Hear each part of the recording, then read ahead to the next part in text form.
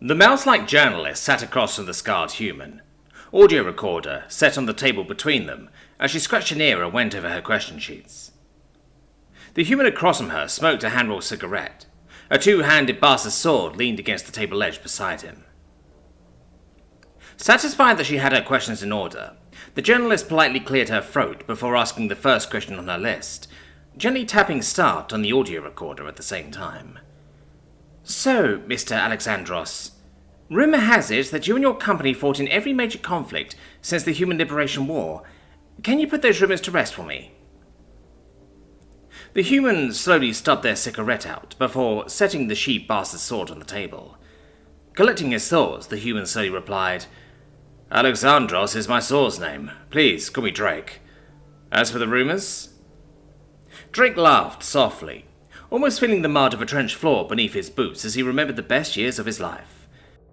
They're somewhat incorrect. I fought in almost every conflict in the past 60 or so years. Some lasted only a few days after I got there. The mercenary chuckled, lighting another cigarette. The journalist nodded before asking a question not on her list. You're 75 years old, aren't you? That'd mean you've been fighting wars since before you could legally pilot a hovercraft. What draws a man into that lifestyle so young? The mercenary stared at the journalist, face impassive. Surprised by the question, Drake glanced at his cigarette, the smoke curling towards the ceiling, much like the smoke curled into the air that day. Nobody's ever asked me that before, so I'll give you the truth about what draws a 15-year-old boy into fighting other men's wars. Drake took a long drag on his cigarette, staring off into the distance as he thought back 50 years. As you know, back then, humanity was yet another slave race, pacified through violence and eugenics, but there was a certain subset that they kept around for blood sports, gladiator matches and the like. Drake leaned forward, staring down at the sword in its simple black scabbard, their memories as crisp as the day they were formed. Children much like myself were dragged off to fight against promising young Geknosian warriors. A rite of passage for the rich and privileged was to kill a human in one-on-one melee combat. Drake slowly drew the sword from his scabbard, inspecting the leaf-shaped blade's razor edge. If the human won, them and their village would be granted their freedom. If they lost, nothing changed. An impossible challenge, but what do you expect? Drake stood and pointed the sword outwards in line with his arm. Well, it was supposed to be impossible. Garavan Vendel took a deep breath of the blood-soaked arena air. He held his falx in a loose grip at his side, the forward curving blade the only worthwhile invention he'd seen in human history.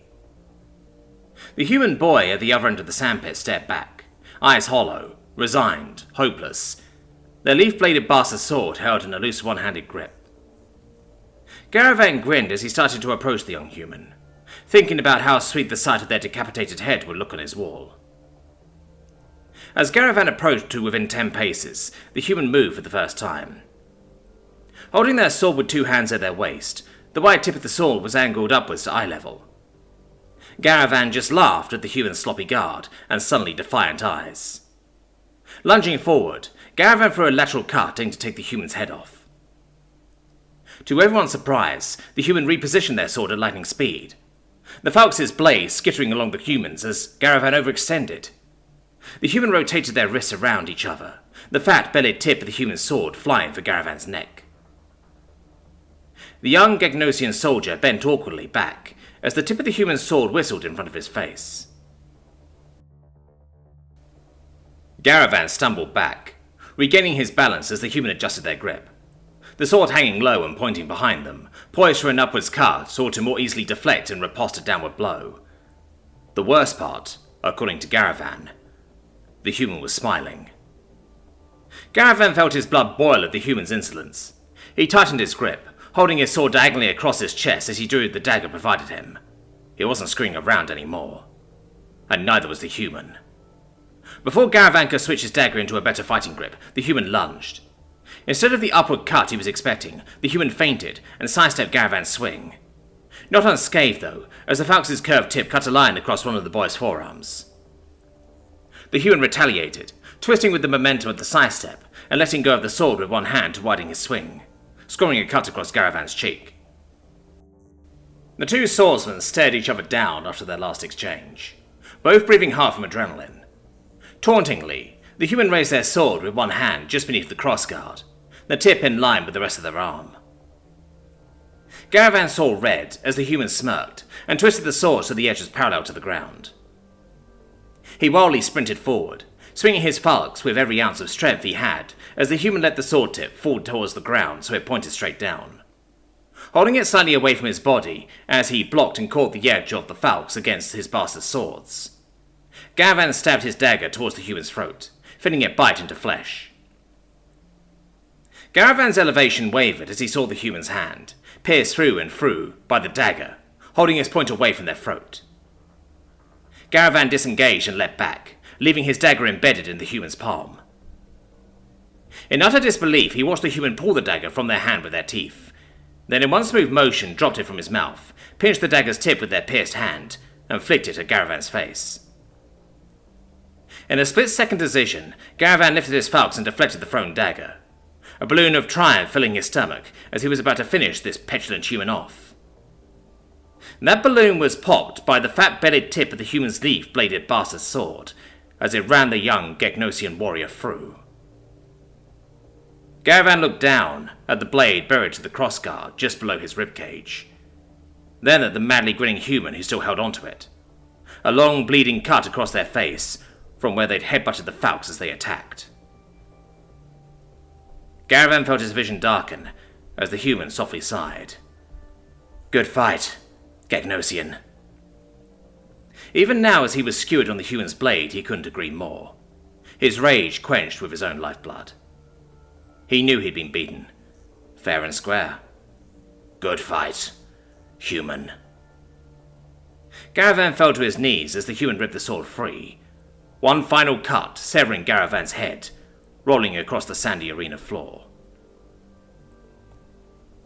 Drake slowly lowered the blade, arms aching as he hadn't realized how much he'd relived that fight. The Mousian journalist smiled at him before simply saying, "You enjoyed that fight, didn't you? There was a grin on your face the entire time you were telling the story."